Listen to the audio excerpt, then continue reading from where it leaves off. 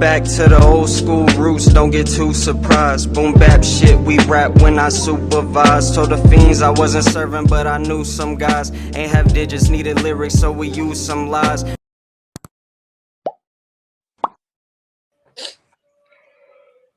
What it do, what it don't do. We are back with another episode of the Steezy and Eazy MMA Hour. And for the first time in 3 fucking years, we actually have a fighter on this podcast. You making us sound desperate, man. Like, nah. You know what I mean? Like, no. But we ain't been like begging motherfuckers or nothing. Like, you know. Hey, bro, let me do me. Man, you have graced. I was definitely not trying to make us seem desperate. I'm just trying to put in the fact that our hard work is finally paying off. It seems like that's all I'm doing. I'm with it, bro. Thank you, man. We know you're out of camp, right? Are you still in camp? What, 2 weeks out? 2 weeks out. So and you're gonna take the time to grace some nobodies, bro. I appreciate that. Hey, anytime. That's love for the fans, man. That's what that is. So I was camp going, man. I saw that you were at, last time I saw you were at like 150 something. Still got. I was 150 when I woke up this morning. I'm training with Chris Brennan. He's the West Side Strangler. He's an MMA legend. I got for the. I haven't had great track record with coaches. I moved to Las Vegas to train with Robert Follis, and he offed himself. And then I moved to Kansas City, bought a brand new house. And then the FBI shut the gym down, and no UFC guys could train at the gym. So now I'm out here in Texas trying to fuck up a different team, I guess. You train with Moreno and shit, yeah. Well, they're at. I'm on a small team, man. It's real select. It's been really nice. Like these guys, they have a nice house. They got like a movie theater in the house and a game room. No shit. They got somebody making all my food. I got rides back and forth to the gym. So like this is the first time I ever VIP. Yeah, I feel like a professional athlete for the first time ever, so it's nice. That sounds pretty plush. Hell yeah, bro. I'm not mad at that. It's more than I'm used to that. Hey, man, it's better to get those things later than never. You know what I mean? I need it more at 36. You know, when I was 25 in the UFC, I didn't really need it. Yeah, that makes sense. I got to tell you, I became an instant fan of you when you started trolling Julian Lane for the "Let Me Bang Bro" thing. I was like, oh yeah, this guy's the shit. I'm more popular from getting kicked off of season 25 than I am for winning season 24. Which is crazy because season 24 was nothing but champions from all over the world. Like there was no easy fight in that tournament at all, and you won that shit. Yeah, they're trying to revive the division. Well, they just fired me right before that. So like they had all these young champions in there. The last guy they want to win the show is the old washed up guy that they just fired. So kind of put a king. So they definitely didn't think I was going to win the show. That's got to feed it, man. That's got to motivate. You know what I'm saying? If you're the only motherfucker in the house that knows what the deal is already, you're like, man, you know. I remember watching that season. It was good, man. Shouts out to you, though. How many fights do you have left on your UFC contract? This one and 2 more, so 3 fights. Okay, 3 more. Contract. Are you looking into signing another contract? You still going? Do you have any desire to stop anytime soon? No, definitely don't want to stop fighting. I would love for the UFC to re-sign me. I think it just depends. If I win this fight, that'll secure me my next 2 because I'd be, 3 out of my last 4. So. I saw that Twitter call out. Let's fucking go, I get like 10 man. of those a day. Everybody wants to fight the old and hurt guy. Yeah, hey, but you can steal that hype, baby. Let's go. Yeah, I don't mind it. You ain't no slouch. These 3 fights, and then if the UFC doesn't re-sign me, then I'll go straight to bare knuckle. I feel like I'm I heard about that. Suited for bare knuckle anyway. Hey, man, you can go over there and run it. Look at Mike Perry, man. Yeah, it just seems like he was just built for that shit. Well, even John Dawson, man, he's that's one of my. Fight him. Oh my God, dude! Don't do that. Don't do that. I'll be fucking torn in that fight. Don't do that. You guys are 2 of my favorite fighters of all time. No, I said I'm not. Oh, you're not gonna fight him. No, I said I'm not looking to go. Oh, hey, He's a man. fucking savage. Yeah. 2-minute rounds, he's a fucking problem. Yeah, he was sleeping dudes with much heavier gloves. Bare knuckle. Oh man, I could only imagine. He's the best guy I've ever fought. I feel like he's the only time I fought somebody where I really felt like I was outclassed was with John Dodson. No shit, Wow. that's a big saying right there, man. This is Shit, he coming from knows. this is coming from somebody that fought Mighty Mouse. So Yeah, that's I that's think I a tell big him every statement. time. Every time I see Dotson, I think I tell him that. He actually gave me a ride from one of the bare knuckle fights here not too long ago. That's fucking sick. That's fucking awesome.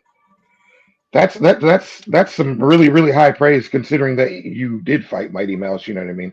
That's Hey, man. crazy. That's crazy. Yeah, Shout out and to John Dodson. I love him.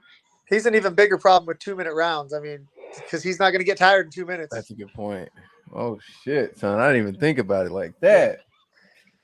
I would absolutely love to see you in bare knuckle. That would be because I know you run that shit too. I mean, I like to get my head really low and shit. I can't fight the way I really want to fight in MMA because I don't want to get kicked and beat in the head. And shit. I like how you duck. You know, what I mean, you slip and shit. I'd love to see that in bare knuckle, man. But yeah, you know, the UFC. You know, if they offer you that, take that first, of course.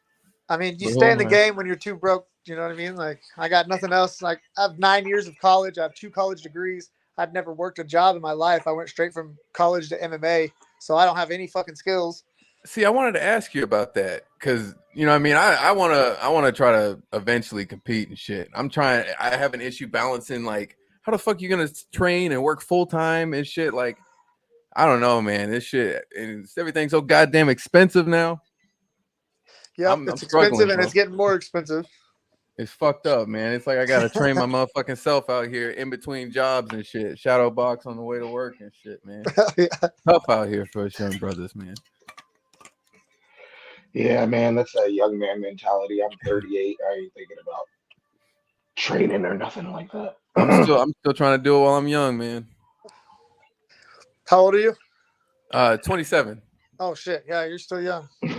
I mean, I've been training for a while, but like I got that. I've seen motherfuckers rush it, and I'm trying to ease into it. But now I'm in the point where I'm a little bit more financially stable, and I got insurance. That's a big deal, man. That's huge. You know what I'm saying? Insurance. That's more than most fighters have right there. Yeah, so it's like I'm thinking Monday, man. No shit, Monday. I'm trying to go back to class, man. I figured talking to you was gonna get me motivated. I'm going to the gym after this, but talking to you is gonna get me motivated. Me too. That's wild. That's wild that a lot of fighters don't have insurance. Like, that's crazy. That doesn't even make sense to me. Maybe how is that even legal? Well, I lucked into my last injury. I just happened to be training with Brandon Moreno, so the UFC gave me like training insurance. Oh yeah, they normally do that, but I hurt myself training with the champ, so they took care of me a little bit better than normal. They said you said your screws was fucked up, right? Yeah, so I tore my ACL, LCL, MCL, PCL, and meniscus. Ooh. So I don't know what the fuck that means. I'm assuming you blew your whole entire knee out. That's what it sounds like. Yeah, pretty much tore every ligament in my knee. Jesus Christ. Then I had surgery. It took me like a year and a half to recover. And then that was my good knee for almost 2 years. And then I was training with Brandon. And I kept falling down. Didn't really hurt. And then I had a small meniscus tear, and that hurt. And I went and got an MRI, and they were like, "Oh shit, your screws are out." So I'd have my old hardware pulled. They pulled all the old metal hardware out and replaced it with plastic. So I'm on all plastic shit now. So I'm doing a lot better. Yeah. So I could see why like the transition to boxing would be, you know what I mean, less wear and tear on your joints and shit. Yeah, more wear and tear on my face and less on my knees. Yeah, well, if you slip, you'll be all right. Oh, yeah. But this is the thing that fucks me up. How is not everybody on the roster insured in a sport so physical? Just off top. Well, we're private contractors. We're technically not employees. Yeah, that's right. Well, that's very good point. Yeah. That's why they're trying to unionize fighters and shit. It's easier that way. If we were all employed, they would have to give us some sort of insurance. But as private contractors, we're like scab workers. We're all our own business, so we'd have to get our own insurance in order to be insured. Really. Wow. Man, I guess that's why Francis was pissed, man. The motherfucker said, "Fuck all that." Damn. And his move might help things later on down the road for all of us. Yeah, he's talking about starting his own. What the fuck they got in his contract? He's supposed to do something for Africa PFL, some shit like that. Yeah, yeah. What the fuck, dude? That's big moves, man. I think also he's got a clause in there that says his opponents have to make at least a certain amount of money. That's insane. Yep, $2 million. You know, they're only getting like top tier motherfuckers to fight. You know what I mean? No, he said $2 million. That's like for see, a lot of people were bashing him for advocating for. I mean, including myself. Shit, I think it was the last podcast episode we did. I think I said he should be more worried about himself getting the money, and then he can work within to help others. But he managed to fucking do both, and it's crazy that somebody would advocate so much for other people. Yeah, for an opponent, and it's probably gonna. Honestly, I hope it does change the game for the better as far as like more fighters being able to make moves. He could have definitely lobbied just for himself to get more money, but it takes somebody like him to really stand up and do something. Because like when Conor McGregor got in to the UFC, everybody made more money. I made more money right away. As soon as Conor McGregor got into the UFC, I started making more money. The whole company started making more money. Damn. So Francis doing this, maybe everybody will get insurance. It only takes a few things before they're like, all right, we'll change. Because more fighters are going to leave if not. It seems like a lot are starting to do that shit. You know what I mean? They're finding success elsewhere too. Yeah. This is opening doors, you know. But Francis is a little different because he was at the very, very top echelon. Yeah, that dude was like a mystical. Yeah, you get a bunch of low-level guys quitting. They don't really care. They can hire and then they run Bellator, you know. That's how shit like that, you know. Yep, that's how it turns out. So is the tough fight as awful as it sounds? I mean, is there really no TV, no music, no? Yeah, I have no idea about that. I was gonna ask that too. For me, I was a miserable prick because like I was older. I had a baby. I had my own house. I had a girl. Like I've lived by myself since I was 16, and then I'm moving into this house with a bunch of guys that obviously scumbags, man. Well, they live with their girlfriend or live with their parents. And they piss on the toilet seat. They don't put the shit away. They don't wash the dishes. Fucking awareness. And like I just, I already went through my college days like that, and it didn't irritate me in college. That's just what you did. You mess shit up. But these guys, man, they were just young, and I was not. So like the show actually they made me look really good for the little bit that I watched of it, because I was worried when the show was over. Like I called my grandma and I was like, yo, grandma, like I was miserable the whole time. I was having to make weight 4 times in 4 weeks. Like I didn't hardly eat. So I'm liable to look like an asshole on TV. And luckily they didn't make me out to look that way, because they easily could have. Damn, that's I had no idea it was like that and shit. But yeah, I would be paranoid about the depictions, because like I saw how they did. I don't know if Luke actually was like that. You know what I'm talking about on that dating show that Luke was on? Where he's hey girl, you fucking spinner swallow. Like Matchmaker like Millionaire or whatever. Yeah, did they just edit that shit? Like, you know what I mean? I'd be paranoid they do some shit like that. Yeah, they did look like a fucking bad guy. That shit was wild though. They did Tim Sylvia like that on a dating show too. Yeah, fucking Tim Sylvia. Man. And again, it's like, is it the editing or is he just got no game, bro? You never know. You never know. He's doing I think he's slap fighting now. Oh God. How do you feel about that? I mean, can I ask how you feel about that? I'm not a fan of it really, because the first thing they tell you in combat sports is protect yourself at all times. And this sport, that's the one thing you're not allowed to do. And like, so for me, like I don't know, it's hard to watch. But again, I know people like drama and people like seeing people get the shit slapped out of them apparently. So, but it's not for me. It's not for me. Not something I would like to do. Not something I'd like to watch. Not something I even really like to see. But whatever brings in more MMA fans, I guess. I don't even know if it does. That was my biggest gripe with it too. It's just like you're just literally just sitting there. If there's no defense, I'm not a fan of not being able to defend yourself from something like that. Like, especially when somebody's going 100%. Like, them motherfuckers get knocked out worse than some of the UFC fights. Like them motherfuckers go down and they got rigor mortis and shit, you know, like that's horrific. Well, the thing about throwing a good punch is like it takes technique. You got to like turn your hand to punch somebody good, but like everybody can smack them. Like my 7-year-old daughter can slap the fuck out of you. Like everybody knows how to slap. Like, you don't have to genuine have any torque in it. technique. Yeah. And these some big boys, man. You know what I mean? They're getting torque and shit. Slap you right in the fucking ear, man. Yeah, like I'm worried about your I shit getting can ruptured. I can watch fights. I can watch MMA all day, every day. I can't watch that shit, so that says a lot. I mean, Well, and the as bare knuckle brutal of a at sport, all. Like, I don't. exactly. I I love that. was I was a little against it at first until I actually gave it a try, and I was like, okay, I can watch this. It's brutal. It's very very brutal, but I could still watch that over watching the slap boxing thing. So I was the same way about the bare knuckle as I was slap boxing at first until I watched a little bit of it. And then when I went to a live event, like, they take care of the fighters and they're really excited to like have people there. They want to put on a good show. Like, it's a good production, and it's actually it's fun to watch and it looks fun to do. The slap fighting, nothing about it looks pleasant or fun at all to me. No, what are they getting paid? They said they were getting paid like $2,000 or some shit. You know what I mean? Just like a normal paycheck if you would just work a normal job, but you just want concussions. Like, fuck I'd that. rather, yeah. There's easier ways to almost qualify for food stamps. Yeah, man. Like, what the fuck are we doing, man? You rather get CTE, my boy, on television? Yeah, I don't know. I think I mean, maybe you get slapped on TV and you promote your own brand and make money or something. It's like selling your soul, I guess. Yeah, that's pretty much, I mean, The equivalent. pimps and hoes. that might be what fighting is generally, but that shit is 100%. just like, yeah. So yeah, 2 weeks, man. You're fighting Victor Altamirano. How do you see that fight playing out? He's currently riding a 2-fight win streak, if I'm not mistaken. I mean, the fight, my opponent changed 3 times and the venue changed twice. As far as matches goes, I don't think I could have a stylistically better matchup.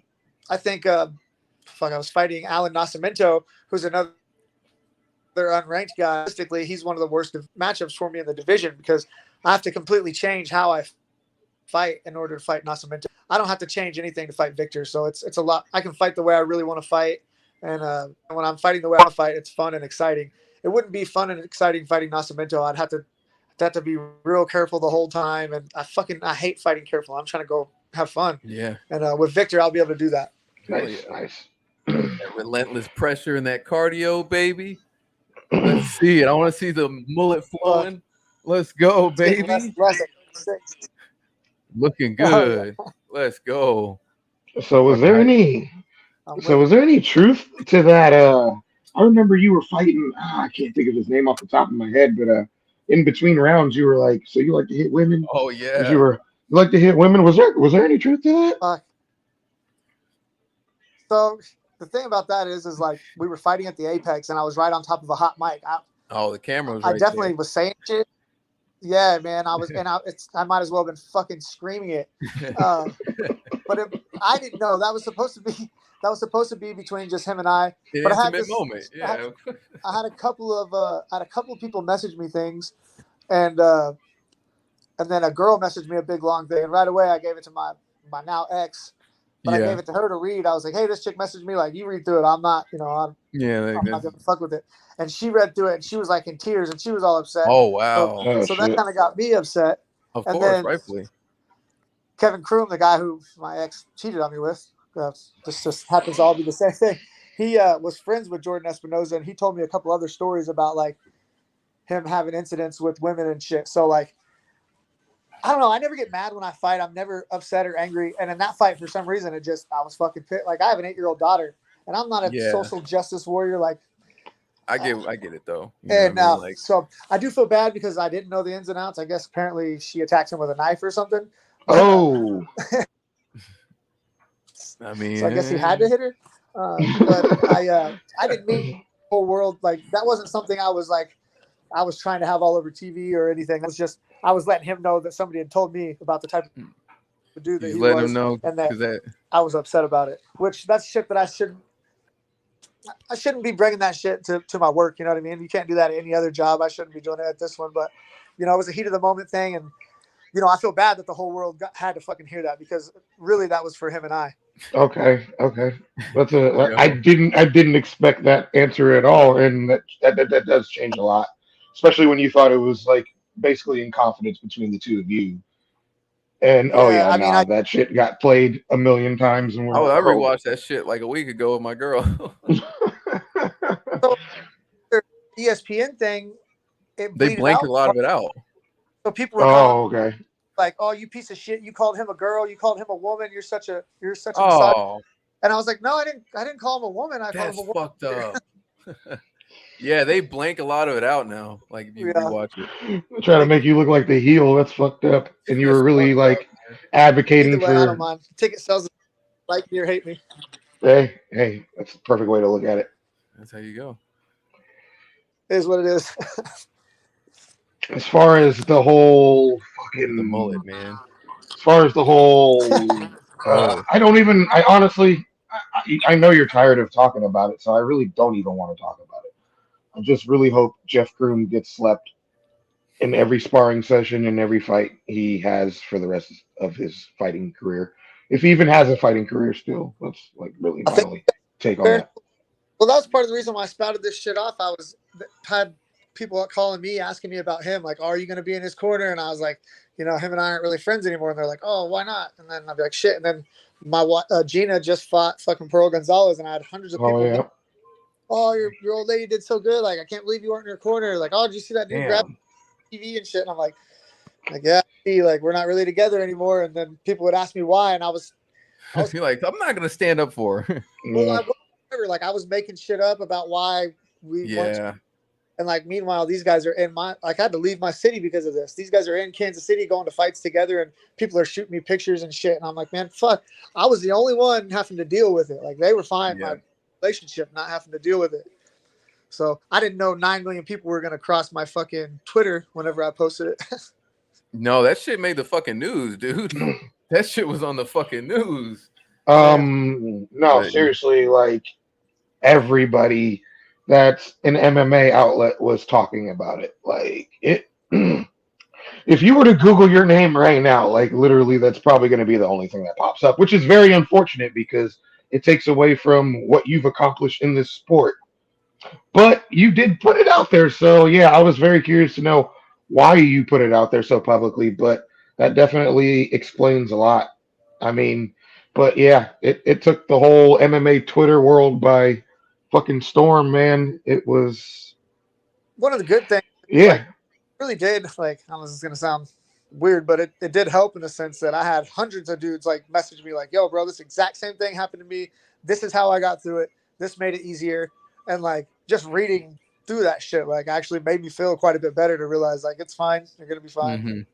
Worse shit can happen. And Other people got real problems. Like this is not that big of a problem in the scope of shit that could be going on in your life. So, I'm healthy. My kid's healthy. Like, I lost a bunch of money through this whole thing, but yeah. I can always make money's easy to make, but time I can't really make up. So this chick she was my girl's daughter for 6 years, so that was the most important woman in my daughter's life as well. And it's a transition, but at least it happened now instead of 10 years down the road. I found out like it would have been way worse. That's fucked up, man. Is your daughter taking this shit all right? Yeah, I mean, she's a spoiled ass Really? 8-year-old girl. She never had a bad day in her life. So her childhood, my childhood were completely different. That's how you do it, man. You got to break the cycle. 100%. I feel you.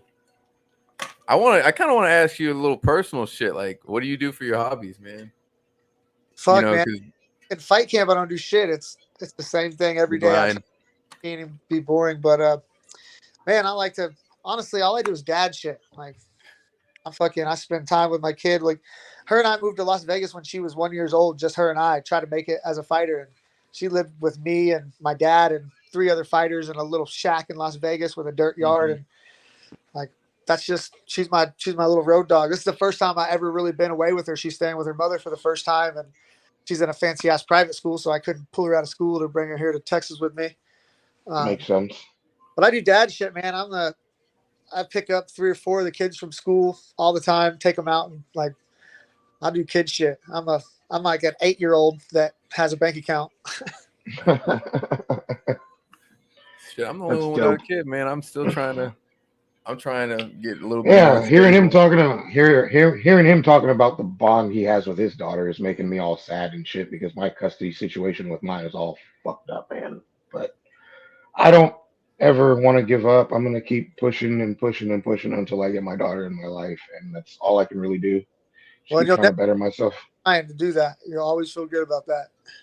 Yeah, it's hard. It's hard, My kid's growing up without me, you know what I mean? And as a dad that actually wants to be there, it's fucked up. So, Fucking you know, imagine. it just motivates me to, keep pushing. Try not to fucking get emotional and shit. Well, that's Yeah. pretty easy to fucking bitch about my problems when other people got it a lot worse. So, like I said, in the scope of things, I'm really lucky that it is the way that it is. No, definitely. You're definitely looking at it at a very positive. I know you got a lot of bullshit that came with it, admitting that to everybody.